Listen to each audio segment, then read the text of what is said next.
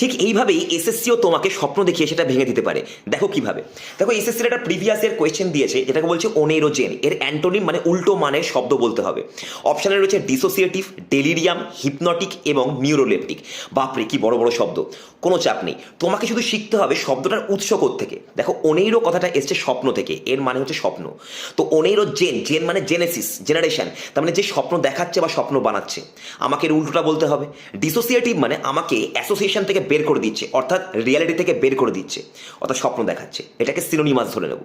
ডেলিরিয়ামও D মানে negative, লিরি থেকে lyrics, অর্থাৎ আমি নেগেটিভ কথাবার্তা বলছি, মানে স্বপ্নের মধ্যে আছি, ভুলভাল কথাবার্তা বলছি, এটাও ডেলিরিয়াম, স্বপ্নের মতো হচ্ছে সিনোনিমাস।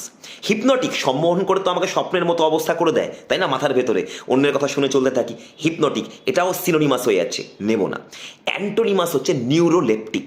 নিউরোলেপটিক মানে সেই সমস্ত ওষুধ যেগুলো দিয়ে মানুষের নেশা ছাড়ানো হয়। তাহলে ওকে কি করা হচ্ছে, নেশার জায়গা থেকে বা নেশার দুনিয়া থেকে তাকে রিয়ালিটিতে আনা হচ্ছে, নিউরোলেপটিক হয়ে যাচ্ছে এখানে অ্যান্সার। তবে এখানে পড়াশোনা শেষ হলো না, আমাকে জানতে হবে ওনেরো দিয়ে আর কি কি শব্দ আছে। যেমন ওনেরোম্যান্সি, এর মানে স্বপ্ন দেখে ভবিষ্যৎকে বিচার করা বা ভবিষ্যৎকে প্রেডিক্ট করা। এরপরে রয়েছে ওনেরোফ্রেনিয়া, ওনেরোফ্রেনিয়া মানে স্বপ্নের মতো অবস্থা। এরকমভাবেই তোমাদেরকে বলতে হবে ওনেরিক, এই কথাটার মানে কি। আর এরকম ভোক্যাব যদি তোমাকে A to Z জানতে হয় তাহলে উপরে দেওয়া নাম্বারে কল করে এক্ষুনি অ্যাডমিশন নিয়ে নাও। আমাদের এসএসসি ফাউন্ডেশন ব্যাচ এবং এসএসসি MTS ব্যাচ দুটোরই কিন্তু আমাদের অ্যাডমিশন চলছে।